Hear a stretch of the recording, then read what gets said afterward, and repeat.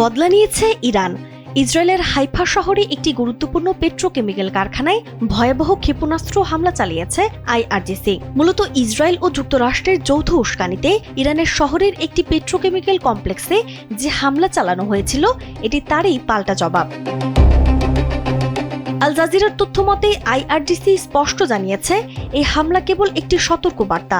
Lebanon ও বৈরুতে Israeli আগ্রাসন বন্ধ না হলে এবং পুনরায় কোনো আঘাত আসলে এর পরিণতি হবে আরও ধ্বংসাত্মক, যার দায় যুক্তরাষ্ট্রকে নিতে হবে।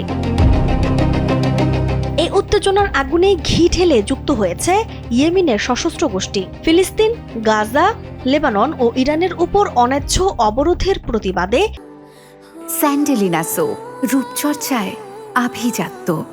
তারা ইসরায়েলের অধিকৃত জাফা অঞ্চলের সংবেদনশীল লক্ষ্যবস্তু নিশানা করে ক্ষেপণাস্ত্র হামলা চালিয়েছে।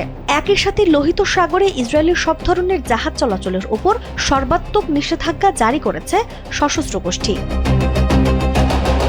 মধ্যপ্রাচ্যের এই সংঘাতের সূত্রপাত মূলত ইসরায়েল ও ফিলিস্তিনের দীর্ঘদিনের সংকট এবং সম্প্রতি লেবানন ও গাজার ইসরায়েলের নির্বিচার আগ্রাসনকে কেন্দ্র করে শুরু হয়। এর নেপথ্যে রয়েছে একদিকে মার্কিন সমর্থনে ইসরায়েল, আর অন্যদিকে রয়েছে ইরান ও তাদের সমর্থিত প্রতিরোধ। গত 7 জুন ইরান থেকে ইসরায়েলের দিকে ঝাঁকে ঝাঁকে ক্ষেপণাস্ত্র ছোড়ার পর এই পাল্টাপাল্টি হামলা এক নতুন ও বিপজ্জনক মোড় নেয়।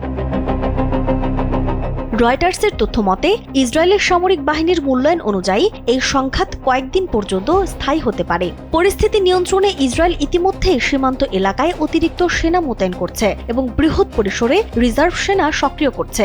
বিশেষজ্ঞরা মনে করছেন, এই জ্বালানি ও বেসামরিক লক্ষ্যবস্তুতে হামলার প্রভাব সরাসরি বৈশ্বিক অর্থনীতির উপর পড়বে, যা বিশ্ববাজারে তেলের দাম আবারও বাড়িয়ে দিতে পারে।